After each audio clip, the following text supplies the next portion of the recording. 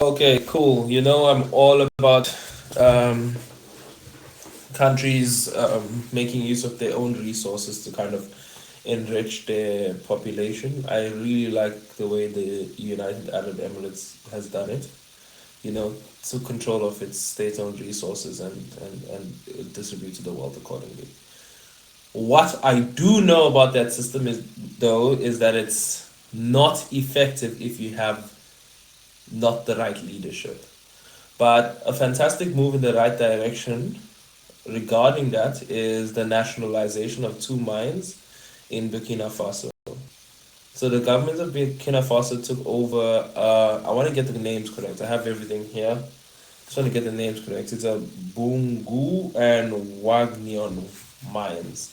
So these two mines together produce around about, although gold information you find is in ounces, so one mine produces about 165,000 ounces, the other one produces around about, my lighting went off, doesn't matter.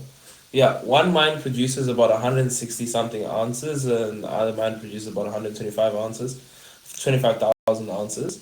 But let's convert that to kgs. So they produce, let's say, in kgs, about 10,000 kgs. Yeah, they're about 10,000. Yeah, yeah, 10,000 kgs. Okay, so that's 10 tons.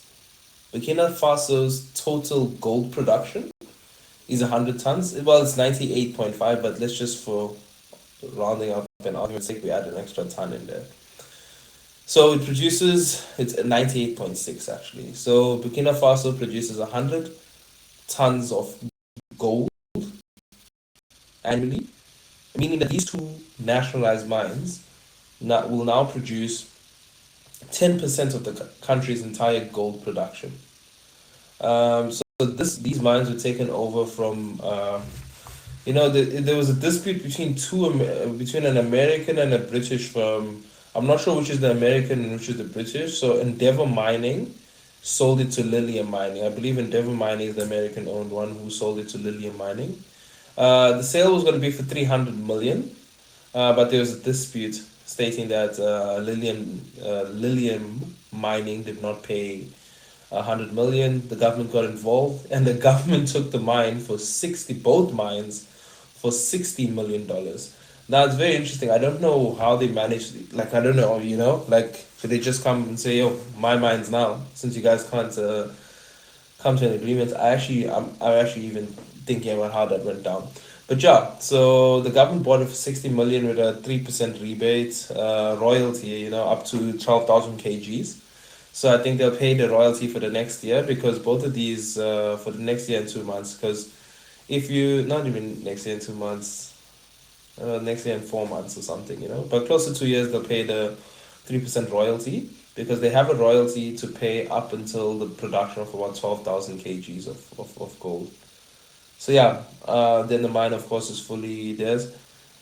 But don't forget, the government also collects a royalty from all the mines. It's almost like a tax. Well, yeah, not almost. I guess it is a tax from all the mines in Burkina Faso. What's fantastic is that Burkina Faso is the fourth largest producer of gold on the African continent. I know, I was shocked as well.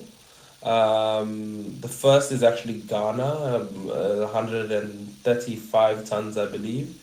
Second is Mali. Third is South Africa. So Mali is sitting at around 105 tons. South Africa sits at 100 tons, and Burkina Faso sits at 98.6 tons. So Burkina Faso is not actually that far from South Africa in terms of gold production, and not that far from Mali as well. Just 5 tons less than Mali.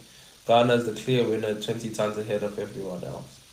So that Sahel region seems to be good in terms of gold mining, but also with the Sahel comes a lot of insecurity in terms of actual security. Yeah, it's rebel groups and militias and all of that in between.